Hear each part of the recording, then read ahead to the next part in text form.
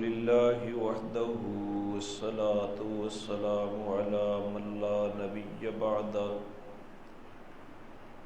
وعلى آله وأصحابه الذين أوفوا عهده.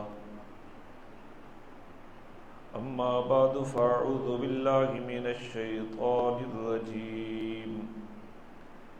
بسم الله الرحمن الرحيم. تلك الدار الآخرة نجعلها للذين لا يريدون علوا في الأرض ولا فسادا والعاقبة للمتقين. سبحان ربك رب العزة عما يصفون وسلام على المرسلين والحمد لله رب العالمين. سبحانك لا علم لنا إلا ما علمتنا إنك أنت العليم الحكيم. رب اشرح لي صدري ويسر لي أمري واحلل عقدة من لساني يفقهوا قولي. رب يسر ولا تعسر وتممه بالخير وبك نستعين. اللهم إنا نسألك علما نافعا ورزقا طيبا وعملا متقبلا. اللهم صل على سيدنا محمد وعلى آل سيدنا محمد أفضل صلواتك بعدد معلوماتك وبارك وسلم. اللهم صل على محمد النبي الأمي وعلى آله وسلم تسلیما. گرامی قدر سامعین حضرات، آپ کے سامنے ایک عرصہ سے شادی کے متعلق کچھ عرض کرنے کی جسارت کر رہا ہوں.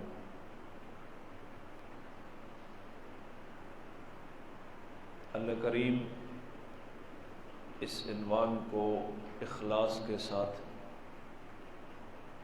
صحیح بیان کرنے کی توفیق عطا فرمائے اور فریقین کو اس کے مقتضا پر 100% عمل کی توفیق نصیب فرمائے.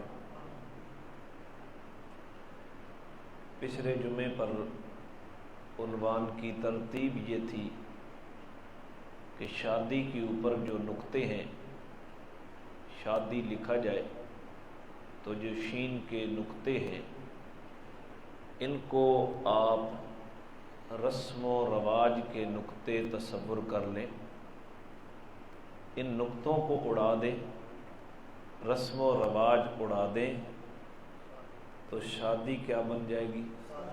سادی بن جائے گی. میں نے اس عنوان کے اوپر آپ سے بات کی.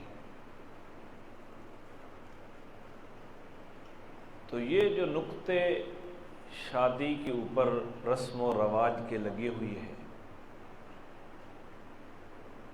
یہ کیوں نہیں ہٹتے؟ بات تھوڑی سی توجہ طلب ہے. یہ کیوں نہیں ہٹتے؟ اس کا ایک سبب عجب، کبر اور تکبر ہے اور ریاکاری ہے. تو آج شاید ریاکاری تک تو میں نہ پہنچ سکوں. 3 چیزیں میں نے آج بیان کرنی ہیں: عجب، کبر اور تکبر. اس وجہ سے رسم و رواج کی دلدل میں لوگ پھنس جاتے ہیں. ایک سبب عجب ہوتا ہے، دوسرا سبب کبر ہوتا ہے، اور تیسرا سبب تکبر ہوتا ہے، اور چوتھا سبب ریاکاری ہوتی ہے۔ تین کو امید ہے میں انشاءاللہ آج کی نشست میں بیان کر لوں گا۔ میں ان کی تعریف بھی بعد میں کرتا ہوں، لیکن ان تینوں چیزوں کے بارے میں اللہ کریم نے اور جناب نبی کریم صلی اللہ علیہ وسلم نے کیا فرمایا، میں ذرا ترجمہ کر لیتا ہوں ان چیزوں کا آپ کے سامنے۔ یہ سورہ مومن ہے، آیت نمبر 76 ہے۔ اللہ تعالیٰ فرماتے ہیں فَبِئْسَ مَثْوَى الْمُتَكَبِّرِينَ، متکبرین کا ٹھکانہ بہت برا ہے۔ متکبرین کا ٹھکانہ انتہائی برا ہے۔ سورہ النحل ہے اور آیت نمبر ہے 23۔ اللہ فرماتے ہیں اِنَّهُ لَا يُحِبُّ الْمُسْتَكْبِرِينَ، تکبر کرنے والوں کو اللہ دوست نہیں رکھتا، اللہ تکبر کرنے والوں سے محبت نہیں کرتا۔ جو آیت میں نے خطبے میں پڑھی سورۃ القصص ہے، آیت نمبر 83 ہے۔ اللہ کریم نے فرمایا تلک الدار الآخرہ، یہ جو آخرت کا گھر ہے جنت، نجعلھا للذین، یہ ہم ان لوگوں کو دیں گے لا یریدون علوا فی الارض، جو زمین کے اندر اپنی بڑائی بھی نہیں چاہتے، ولا فسادا، اور زمین کے اندر وہ فساد بھی نہیں چاہتے، والعاقبۃ للمتقین، اور انجام پرہیزگاروں کا ہے۔ یہ تکبر، عجب اور ان چیزوں کے اوپر میں آیات پڑھ رہا ہوں۔ سورہ انفال آیت نمبر 47، اللہ فرماتے ہیں وَلَا تَكُونُوا كَالَّذِينَ خَرَجُوا مِن دِيَارِهِمْ بَطَرًا وَرِيَاءَ النَّاسِ، ان لوگوں کی طرح مت بنو جو اپنے گھروں سے نکلے اکڑتے ہوئے اور لوگوں کو دکھلانے کے لیے نکلے، ان لوگوں کی طرح مت بنو۔ سورہ حدید ہے، آیت نمبر 23، اللہ فرماتے ہیں وَلَا تَفْرَحُوا بِمَا آتَاكُمْ، اللہ نے جو تمہیں دیا ہے اس کے اوپر اتراؤ نہیں، خوشی مناؤ نہیں، فخر نہ کرو۔ خوشی منانی نہیں چاہیے، خوشی اپنانی چاہیے۔ واللہ لا یحب کل مختال فخور، اللہ ہر تکبر کرنے والے کو اور فخر کرنے والے کو اللہ دوست نہیں رکھتا۔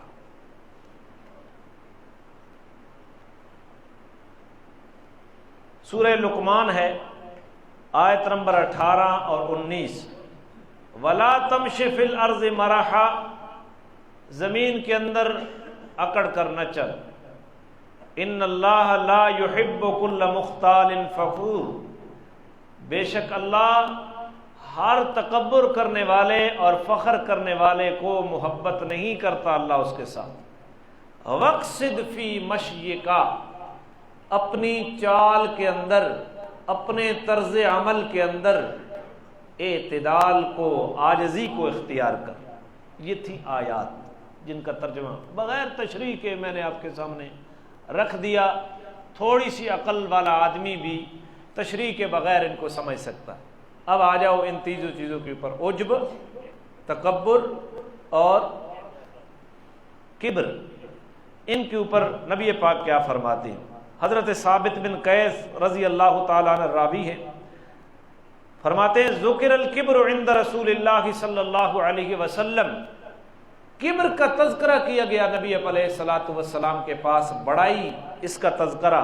قال ان اللہ لا یحب کل مختال فخور، اللہ کے نبی نے فرمایا کہ بے شک اللہ ہر تکبر کرنے والے اور فخر کرنے والے کو اپنا دوست نہیں بناتا۔ ابو داود کے اندر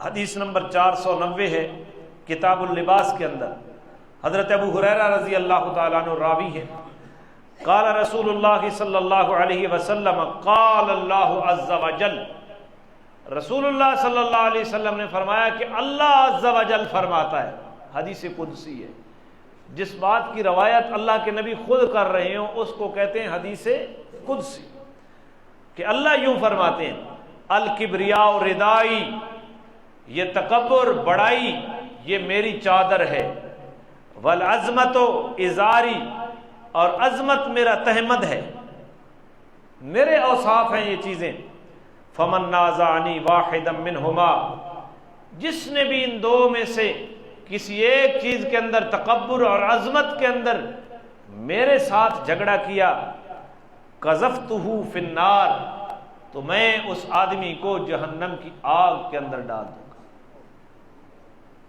جہنم کی، میں ترجمہ کرتا ہوں، صرف حدیث پڑھ کے ترجمہ کر رہا ہوں،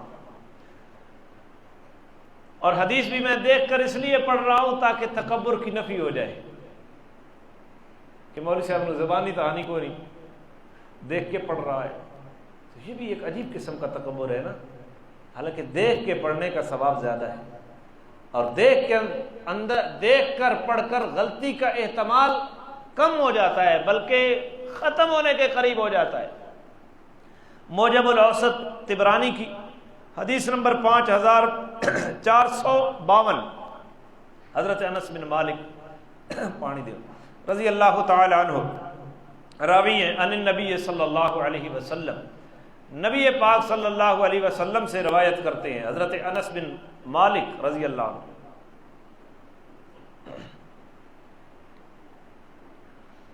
ثلاث مہلکات، تین چیزیں ہلاک کر دینے والی ہیں، کتنی؟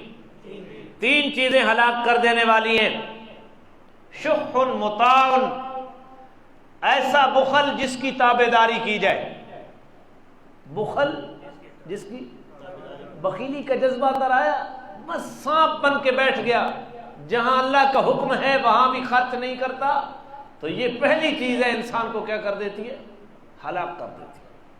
دوسری چیز وہوا متبع، خواہش جس کے پیچھے پڑ لگے، جو خواہش ہے، ناچنے کی خواہش پیدا ہو گئی، نچن لگ گئے مولوی سے، گانے کی خواہش پیدا ہوئی، گانے لگ گئے، نماز چھوڑنے کی خواہش پیدا ہوئی، پیسے ہتھیانے کی کوشش آئی، پھر ناجائز کی پرواہ کیے بغیر، تو یہ خواہشات ہے۔ حضور نے فرمایا خواہشات جن کے پیچھے بندہ پڑ جائے یہ ہلاک کر دیتی ہے۔ وَإِعْجَابُ الْمَرْءِ بِنَفْسِهِ مِنَ الْحُيَلَاءِ، اور تیسرا آدمی کا نفس اس کو اپنی بڑائی کی وجہ سے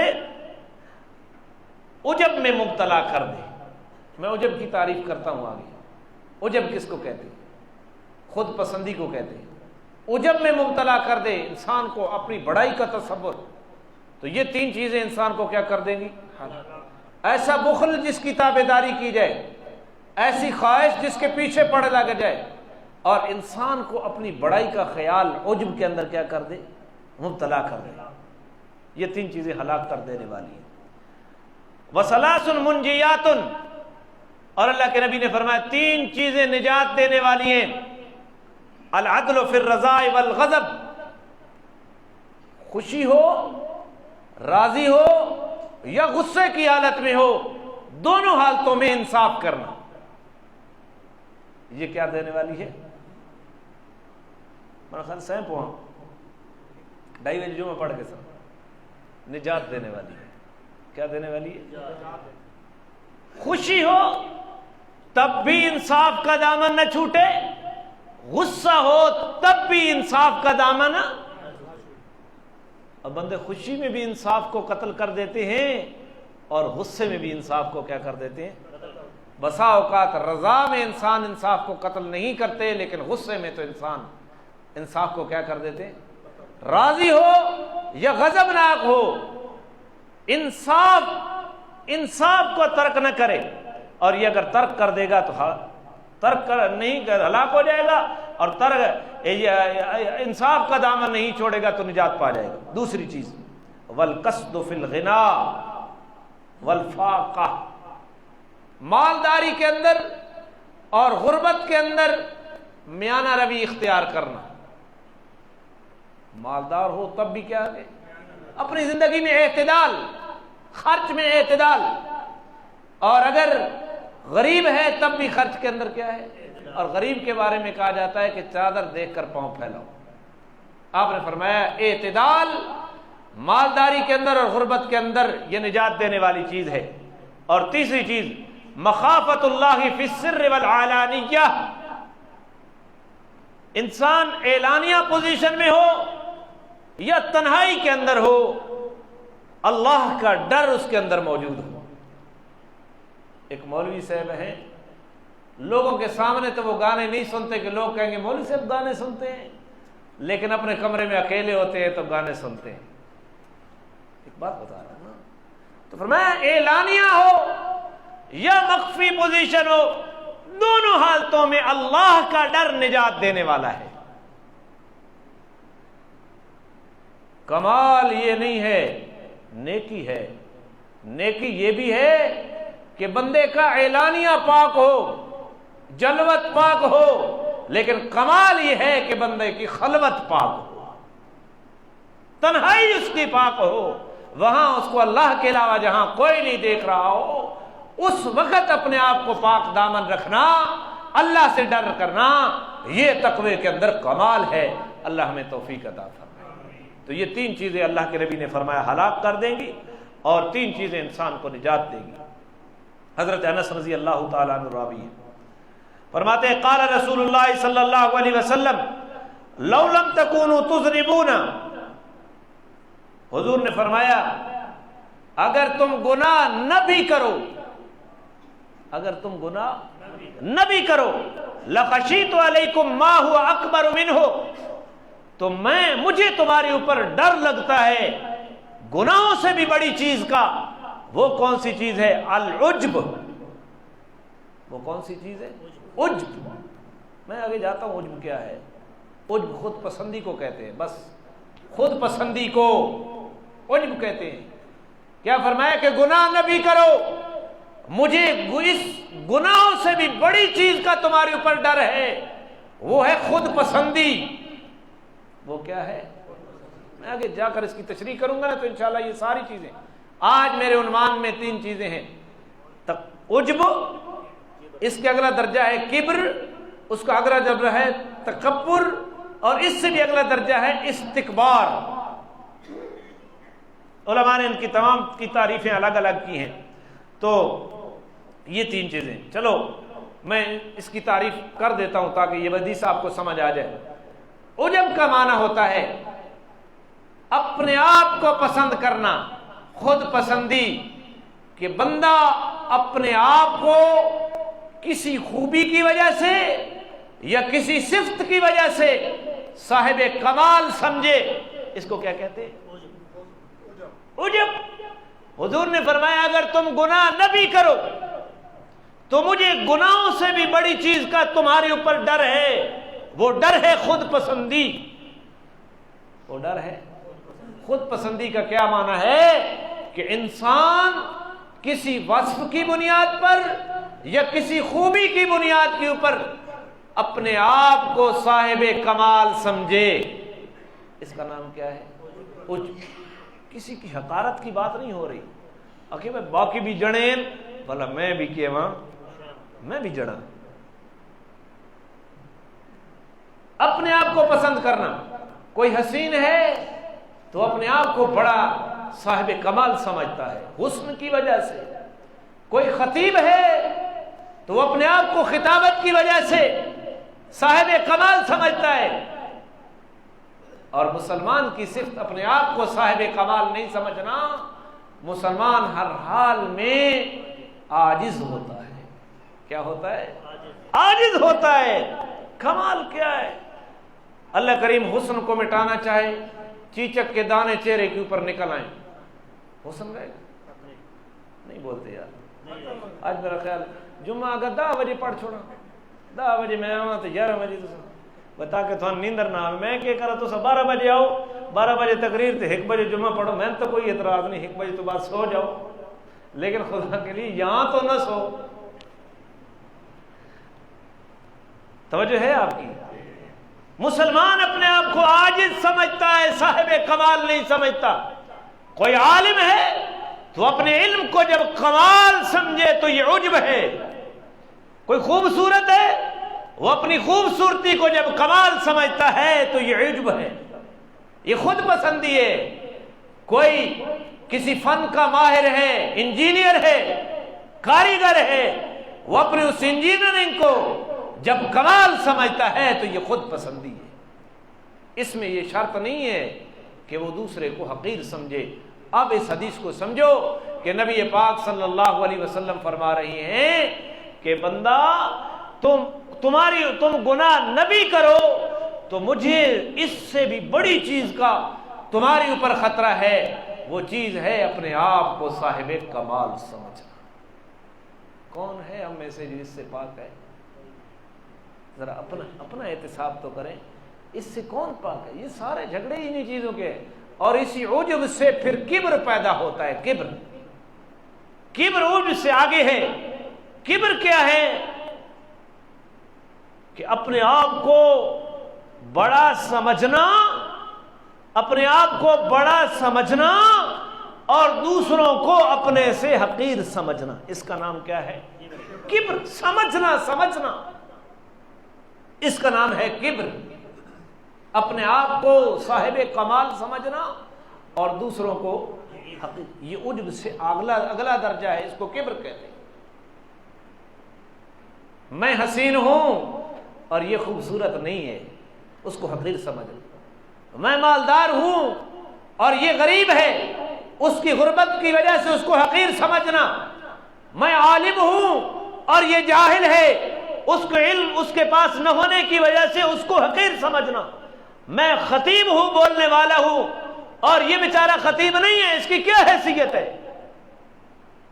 اپنے گمان میں یہ خیال پیدا کرنا, اس کا نام کیا ہے؟ کبر. اور اس سے آگے جو بڑی چیز ہے اس کا نام ہے تکبر.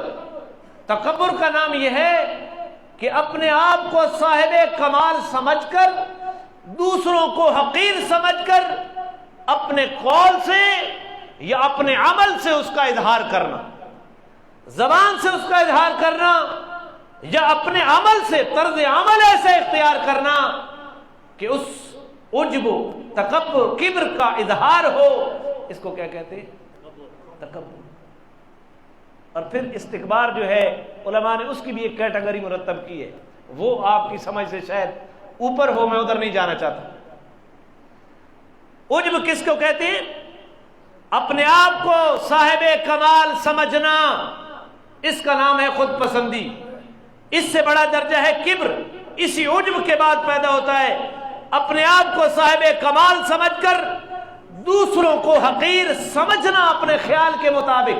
ابھی اظہار نہیں آیا, اور اس اپنے آپ کو صاحب کمال سمجھ کر دوسروں کو حقیر سمجھ کر اپنے زبان کے نکلے ہوئے الفاظ سے اس کا اظہار کرنا یا اپنے عمل سے اس کا اظہار کرنا, اس کا نام کیا ہے؟ تکبر ہے. تعریفیں آپ نے سن لی, شاید مجھے پھر بیچاروں کے لیے پھر بتانی پڑے, تو میں پھر ان چیزوں کی طرف آؤں گا. تھوڑا سا میں نے حدیث کا ترجمہ کر لوں. حضرت انس رضی اللہ تعالیٰ عنہ فرماتے ہیں قال رسول اللہ صلی اللہ علیہ وسلم لو لم تکونوا تذنبون فخشیت علیکم ما هو اکبر منه العجب. اس کا تذکرہ ہو گیا. حضرت عمر رضی اللہ عنہ فرماتے ہیں, بخاری شریف کے اندر ہے اور پہلی حدیث ہے, انما الاعمال بالنیات وانما لکل امرئ ما نوى, کہ اعمال کا دار و مدار نیتوں کے اوپر ہے. وانما لکل امرئ ما نوى, اور آدمی کو وہی ملے گا جس کی وہ نیت کرتا ہے. اس حدیث کا تعلق ریا قاری سے ہے, میرا خیال یہ ہے کہ وقت تھوڑا ہے، میں ادھر نہ جاؤں۔ 3 چیزیں میں نے بیان کی، قرآن کو بیان کیا، حدیث کو بیان کیا کہ اللہ تکبر کرنے والے کو پسند نہیں کرتا، اللہ کبر کرنے والے کو پسند نہیں کرتا، اور تکبر ہی انسان کو ہلاک کر دیتا ہے، کبر اور عجب بھی ہلاک کر دیتا ہے۔ اور نبی پاک صلی اللہ علیہ وسلم نے فرمایا اگر تم گناہ نہ بھی کرو تو مجھے تمہارے اوپر ڈر لگتا ہے کہ تم اس سے بھی بڑی چیز میں مبتلا نہ ہو جاؤ، وہ چیز ہے اپنے آپ کو پسند کرنا، اپنے آپ کو۔ اب اگر آپ میرے ساتھ تھوڑی سی بات بول کے چلیں تو میں ان چیزوں کی تعریف کر کے آگے چلوں۔ دوبارہ، عجب کس کو کہتے ہیں؟ اپنے آپ کو کسی وصف کی بنیاد پر یا کسی خوبی کی بنیاد پر صاحب کمال سمجھنا، صاحب، اس کو کیا کہتے ہیں؟ عجب۔ یہ گناہ سے بڑا ہے، نبی علیہ السلام کہتے ہیں یہ گناہ سے بڑا ہے۔ جب عجب پیدا ہوتے ہیں، میں نے اس کے لیے ایک بطور مثال ذکر کیا تھا کہ تذکرہ ہوتا ہے نا کہ فلاں تو بڑا آدمی ہے، اس نے کہا وہ بھی بڑا ہے لیکن ہم بھی اس سے کم نہیں ہیں، ہم بھی اس سے کم۔ اس کو چھوٹا تو نہیں سمجھا نا، اس کی بڑائی کا اعتراف کیا، لیکن ساتھ ساتھ اپنے آپ کو بھی کیا سمجھا؟ کون پاک ہے کوئی پاک تو اٹھ کے کھڑا ہو، وہ بھی متقی ہے مان لیا، لیکن ہم بھی کسی سے کم۔ اس کا نام ہے عجب۔ اس سے پیدا ہوتا ہے کبر، کہ اپنے آپ کو کسی وصف یا خوبی کی بنیاد پر بڑا سمجھنا اور دوسروں کو حقیر سمجھنا، اپنے سے کم تر سمجھنا، اس کا نام ہے کبر۔ اور پھر اپنے آپ کو بڑا سمجھ کر دوسروں کو کم تر سمجھ کر اپنے الفاظ کے ذریعے اس کا اظہار کرنا، اس کا اظہار کرنا، یا اپنے عمل کے ذریعے اپنی بڑائی کا اظہار کرنا، اس کا نام کیا ہے؟ تکبر۔ اور اللہ نے فرمایا کہ الکبریاء ردائی والعظمت عزاری، تکبر اور عظمت یہ میری چادر ہے، میرا وصف ہے، جس نے مجھ سے اس میں جھگڑا کیا قذفتہ فی النار، میں اس آدمی کو جہنم کی آگ کے اندر داخل کروں۔ اب اس کی کئی قسمیں ہیں۔ اوے تیرا کون، تو نیچ قوم کے ساتھ تعلق رکھتا ہے۔ اپنے آپ کو سمجھنا کہ میری فیملی اعلیٰ ہے، میں بڑا ہوں، اپنے ذہن میں یہ بات بنا لینا، اس کا نام عجب ہے۔ اور اپنے ذہن میں یہ بات بنا لینا کہ میرا خاندان بڑا ہے اور اس کا خاندان کم تر ہے، ابھی زبان پہ نہیں آئی، ابھی عمل میں بات نہیں آئی، اس کا نام ہے کبر۔ اور پھر اپنے آپ کو بڑا سمجھنا، دوسرے کو کم تر سمجھ کر زبان سے بول دینا، او بھائی میں تو فلاں خاندان کے ساتھ ہوں، تو کمی کمینے، اس کا نام ہے تکبر۔ یہ غربا کی مجلس میں جا کر ایسے کپڑے پہننا اور اپنے کپڑوں کے ذریعے، میں انشاءاللہ اگلے جمعے پہ وہ حدیث سناؤں گا کہ اس کو شہرت کا لباس کہتے ہیں، اس کے بارے میں نبی پاک صلی اللہ علیہ وسلم نے کیا فرمایا، اور عمل کے ذریعے اظہار کرنا بڑائی کا، اس کو تکبر کہتے ہیں، قول کے ذریعے یا عمل کے ذریعے۔ اب بات سمجھیں، یہ جو پچھلے جمعے پر میں نے آپ کو دعوت فکر دی ہے کہ شادی کے اوپر جو 3 نقطے لگے ہوئے ہیں شین کے اوپر، آپ اپنے گمان میں ان نقطوں کو رسم و رواج تصور کر لیں اور ان رسم و رواج کے نقطوں کو آپ ہٹا دیں تو شادی کیا بن جائے گی؟ شادی کیا بن جائے گی؟ شادی۔ اور یہ نقطے رسم و رواج کے کون سے اسباب ہیں جو ہٹانے نہیں دیتے؟ وہ اسباب ہیں عجب، کبر، تکبر اور ریاکاری۔ میں آپ کو خلاصے کی طرف لے آیا، آپ نے سمجھیے یہ نہیں، اس لیے وہ رسم رواج کو نہیں چھوڑنا چاہتا کہ وہ اپنے آپ کو بڑا سمجھتا ہے اور لوگ کیا کہیں گے، تو پھر ریاکاری بن جائے گی۔ اس لیے، اور اس لیے وہ نہیں چھوڑنا چاہتا کہ میں بڑا آدمی ہوں اور وہ بھی ہے، اس نے اتنا بڑا کام کیا ہے شادی کے اوپر، میں اس سے بڑھ کر کروں، اس کا نام ہے کبر۔ اور پھر بڑھ کر کر لینا یا زبان سے اس کا اظہار کرنا، اس کا نام کیا ہے؟ تکبر۔ اور پھر لوگوں کو دکھانے کے لیے، واہ واہ کے جذبے کے حصول کے لیے کرنا، اس کا نام کیا ہے؟ ریاکاری۔ ریاکاری کے اوپر جتنی احادیث میرے نبی علیہ السلام کی ہیں، انشاءاللہ جتنے وقت میں پڑھ سکا وہ اگلے جمعے پہ پڑھوں گا۔ تو شادی کو سادی بنانے میں عجب رکاوٹ ہے، خود پسندی رکاوٹ ہے کہ جڑے باقی بھی ہیں میں بھی جڑا ہے، باقی لوگ بھی مالدار ہیں میں بھی مالدار ہوں، باقی لوگ اگر کر سکتے ہیں تو میں بھی کر سکتا ہوں۔ اپنے گمان میں یہ اپنے آپ کو صاحب کمال سمجھنا یہ عجب ہے، اور اپنے آپ کو صاحب کمال سمجھ کر دوسروں کو کم تر سمجھنا، ابھی تک بات خیال کے اندر ہے، عمل میں نہیں آئی، زبان پہ نہیں آئی، اس کا نام کبر ہے۔ اور اگر اپنی بڑائی کا اظہار، دوسروں کی حقارت کا اظہار زبان سے کیا یا طرز عمل سے کیا تو اس کا نام کیا ہے؟ تکبر ہے۔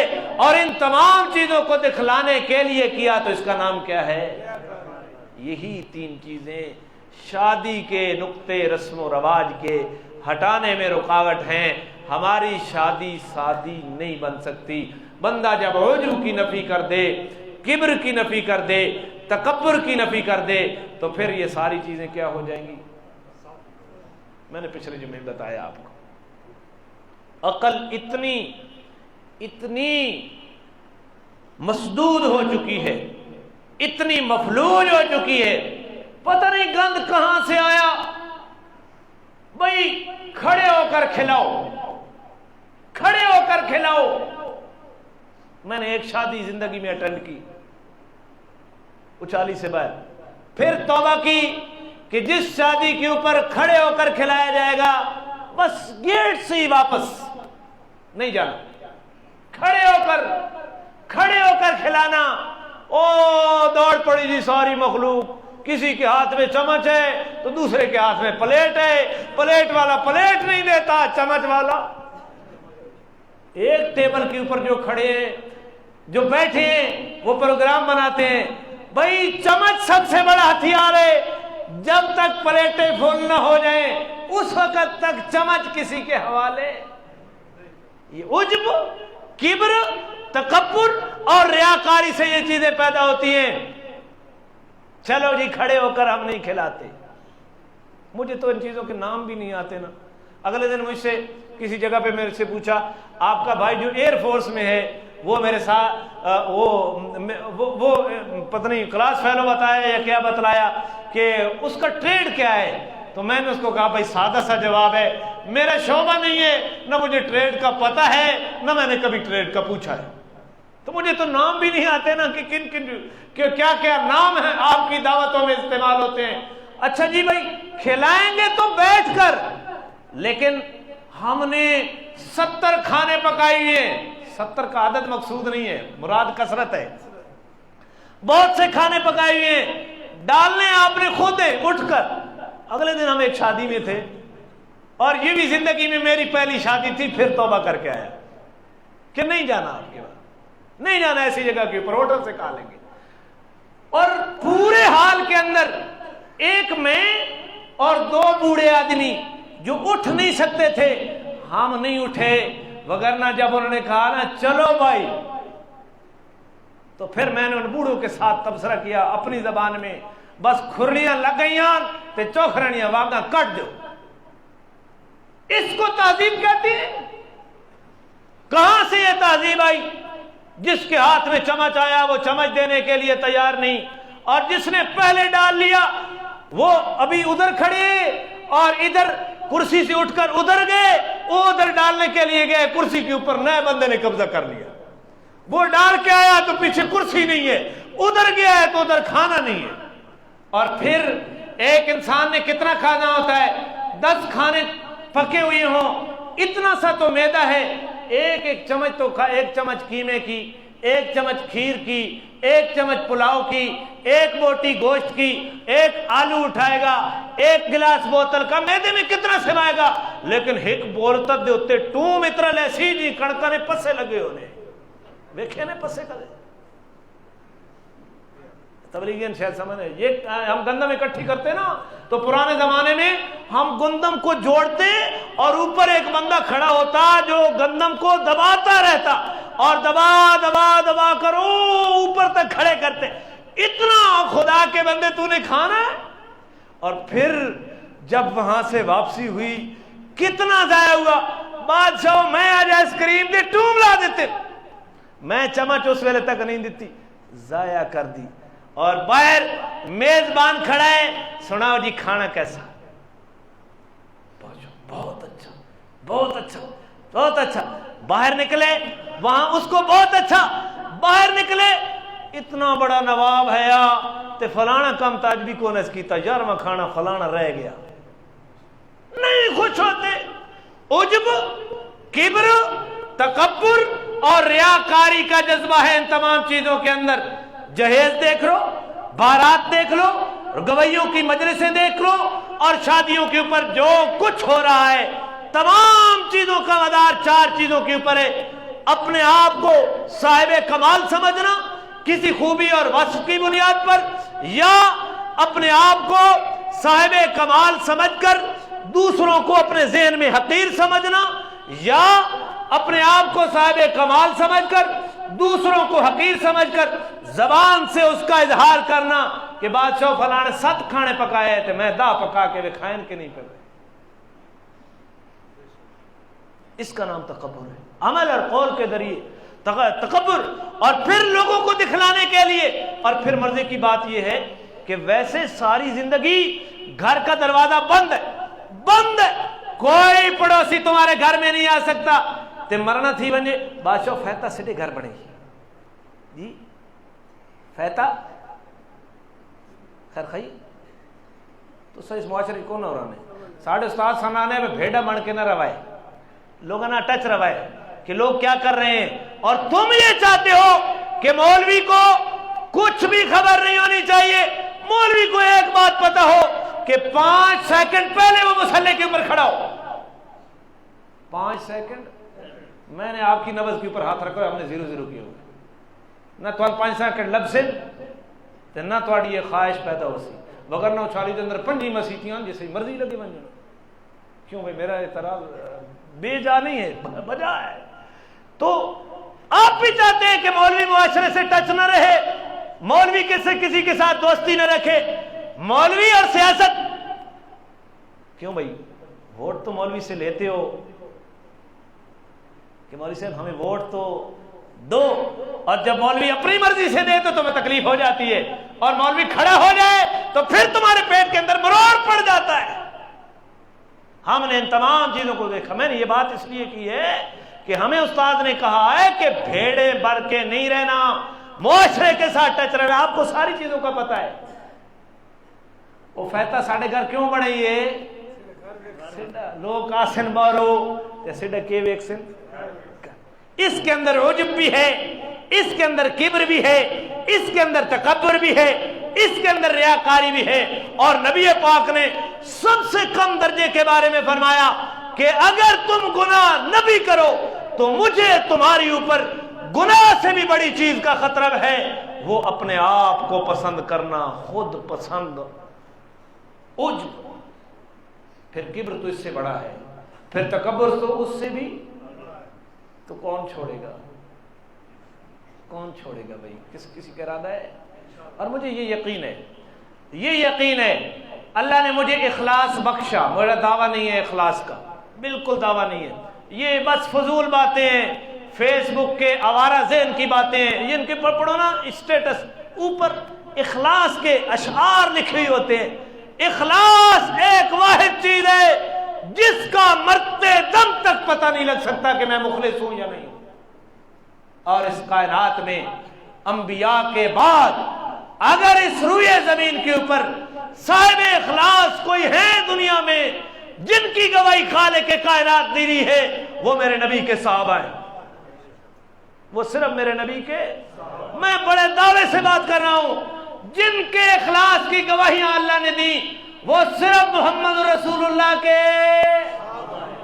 صحابہ ہیں، باقی سب کے دعوے ہیں، کوئی بھی اپنے اخلاص کے اوپر دلیل نہیں لا سکتا سوائے صحابی کے، انبیاء کے بعد سوائے صحابی کے اپنے اخلاص کے اوپر کوئی دلیل نہیں لا سکتا۔